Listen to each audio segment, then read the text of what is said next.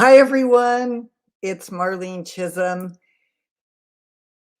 and I am excited to be here. It looks like we're having a little bit of trouble on LinkedIn, and so we're going to wait a few seconds just to um, see if this pops in. If not, I'm going to go ahead, and this records also on YouTube, so I'll post it later um, if we're not here. So let's see. Is anybody able to see this? It says we're having trouble posting to LinkedIn. This may be a problem with LinkedIn. We'll keep trying.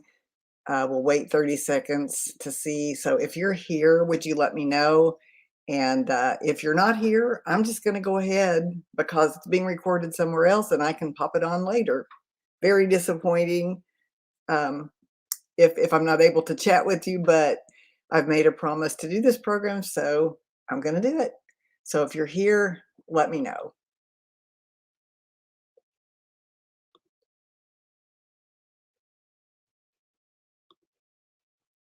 Okay, well, today we're going to be talking about leadership clarity. And this is a topic that I have in every single one of my books, clarity, but not specifically the term I'm calling leadership clarity, which is a distinction. And so even I'm going to share with you my book, Stop Workplace Drama, No Drama Leadership. It is a foundation of the work that I do. And so then this next book, From Conflict to Courage, we're also going to be talking about clarity, but from the perspective of leadership clarity. And so today, here's what I'm going to do. I always give you a little agenda so that you know what's going to be of interest to you and you can follow on. You can share this later. And apparently, LinkedIn may not be working. So this is being shown on YouTube right now. And I'll put the link up later for everybody that signed up. So I want to talk about the difference between clarity and leadership clarity, as I'm describing it in this next book, From Conflict to Courage, why leadership clarity is essential to good decision making, three components of leadership clarity, and what do feelings have to do with it? Because you know what, if you're like me, sometimes you make decisions that you regret because the decision was emotional. You might not have even known it, but you felt very clear, you got angry, and you said, okay, this is what I'm doing. And then after you calmed down, you thought, gosh, why didn't I think this through? So this concept of leadership clarity is going to help you. It's going to be a game changer. It's going to help you accurately describe the situation. You're going to articulate the end result. You're going to be able to do that versus getting distracted. And you're going to understand the obstacles, whether they're perceived or whether they're real. So I'm going to check in and just see if there's anybody here. Can anybody can anybody see me on LinkedIn? And so I'm going to look over here. If so, put your name and where you're from, and I will do a shout out. It looks like they may be still having a little bit of problem there. So let's just keep going. So let's talk about the difference between clarity and leadership clarity. So first of all, clarity. This is the concept I've been working with for a really long time. And the concept is that in all drama, there's always a lack of clarity. And how this occurred to me was that I was getting coaching clients that were, very successful, and sometimes the problems seemed really complex. And while talking with them on the phone or even on Zoom, I would be thinking to myself, this is hard. This is more difficult than what I have the skills to help them with. And so I would then calm myself down by saying, you know what? I don't need the answer because they know their business. They're smart. They know their business. All I need to do is help them gain clarity, because if I can help them gain clarity, then I've been a good coach. Let me just check something. I'm getting some messages. Yeah, people are saying they can't log in. I'm so sorry about that. Um, if you can go to YouTube, I'm so sorry. I'm getting this on my watch, so you just have to watch it later. Um, and so I just know that clarity can change any situation. And so, what we want to know is that clarity is all about a lot of things, how decisions are made. I work with a lot of companies where they're changing and decisions are people don't know how decisions are made. That creates a lot of conflict. My role, it's changed. You told me I'm hired for this, but now I'm no longer doing this role. Agreement on priorities. I thought this was a priority. You said that last week and you didn't communicate with me.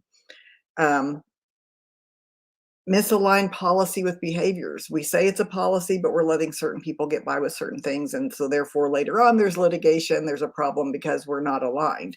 Or, you know what? I don't know what success looks like. So let's just talk about some of the signs that there's a lack of clarity. And we're just talking clarity here. And then I'm going to give you the concept of leadership clarity to make a distinction. So when employees say to you, that's not my job, when you've asked for some extra help, well, maybe it isn't their job. So there's a lack of clarity. It needs to be in their job description, or they need to shift how they think about their job. And that needs to be talked about. Or you have a disruptive employee. You say, well, I've told them 1,000 times. Well, jokingly, I say that means you've allowed it 999 times. Or the culture doesn't support your decision making. You're in a decision making role, but when you try to, someone above you pulls the rug out. Well, I see that a lot. You're always fixing other people's problems. And so it's hard for you to really be a leader. You're always fixing and doing what you used to do. Or your organization continues to face legal issues. This tells me there's a lack of clarity somewhere. And you can dig around about the policy and what's going on, but the truth is there's something somewhere where there's a lack of clarity. Employees are being blindsided. I am actually seeing a lot of this here lately. I'm seeing an employee thinks they're doing a great job. They're being told they're doing a great job. And then one day they're told they're no longer doing a good job and they're going to have to leave. And there's never really been a real conversation because there's been a lot of yay, yay, cheerleader, you're doing good. But there's been no real difficult conversation about performance. I am getting so many people that are connecting with me right now on LinkedIn saying they can't get in.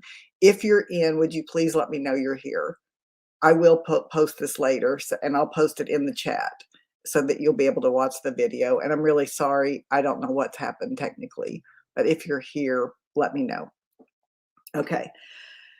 And so that's how we know that there's a lack of clarity, is all these different signs. So here's an interesting fact, and it came a while back. It was a 2016 from Talent Magazine. Only half of employees strongly agree that they understand what's expected of them at work. And managers were equally at a loss to explain their own jobs. So that means a lot of us don't really know if we're being successful or not. Well, that creates a lot of confusion. That creates a lot of distress. So we don't need to have that. We just need leadership clarity.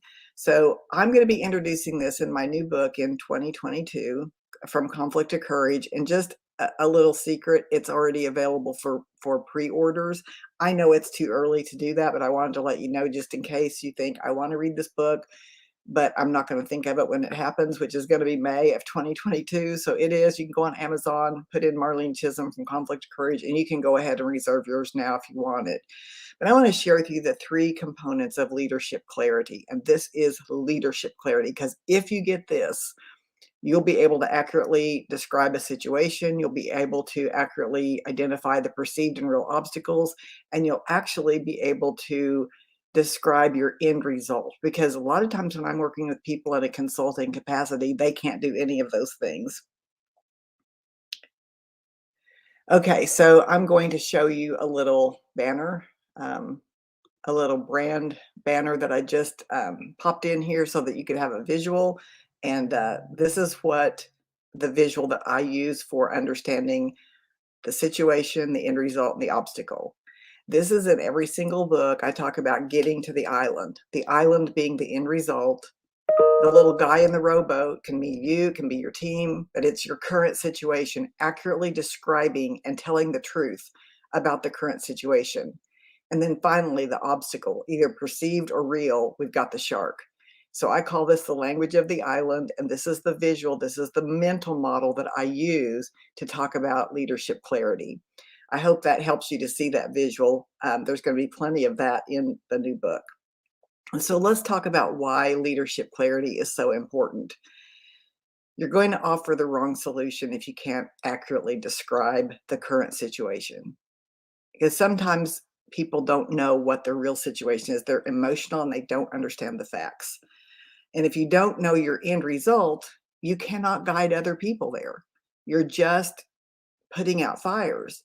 So you have to know those 2 points of distinction. And if you don't understand the obstacles, you can't deal with the resistance and you can't plan around the real obstacles. You just won't be ready because you're denying that they exist. And the truth is, if they exist in someone's mind, they exist. So you need to understand that. And I'm talking a lot in this book about releasing resistance. I've done a video on that before. And so, if you understand the obstacles and you can face those, then you can deal with them. But if you don't think there are any problems, you're going to struggle. So I'm going to give you, an example. Just ask a complaining person. Let's take this from you're a leader, you're trying to coach an employee, and they're complaining, and you ask them what they want. Many times they can't articulate it. Well, let me tell you what happened last week. But let me tell you what Kim did. Let me tell you why that's not fair. And they're still not getting to the island. They're only talking about the shark. And so when you understand these concepts and you can guide other people to their end result, you can coach them, or you can avoid distractions about, well, listen to what everybody's saying to you, or this is why this isn't fair. May not be, but that's a distraction for now. The question is, what do you want? Same thing as leaders, whether you're at the top level with strategic decisions or whether you're in the middle level trying to get people to implement, you have to understand the desired end result. And so, if you understand the obstacles, you can plan around the resistance. So I'm going to give you an example. We make it personal. And this is where we lack this leadership clarity. We say things like they don't care, or they're not working well together, or we need to have a workshop because there's drama. Or, I've seen this, what I call moving the chess pieces around. These folks don't get along, so it's really not about my leadership. I'm just going to move this person to a different department. And sometimes that works. You have to work with the environment sometimes, but a lot of times it's really due to a lack of clarity or a lack of leadership clarity. You can't accurately describe the situation and why this is happening, and how long it's been happening. And so once you understand these 3 points of attraction, you can start to unravel what's going on.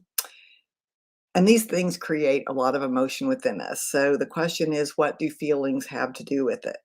Well, we have to understand the role of feelings in our leadership decision making. There's a place for feelings, but we need to make distinctions. So I want you to think about this. I've done a lot of work around anger and anger management. I have one on LinkedIn. You can go look for on LinkedIn Learning. They're now calling these LinkedIn Lives office hours to make that distinction. But LinkedIn Learning, I've done a program on anger management. And this is what I say about anger. There's a place for feelings and emotions, but feelings aren't the truth.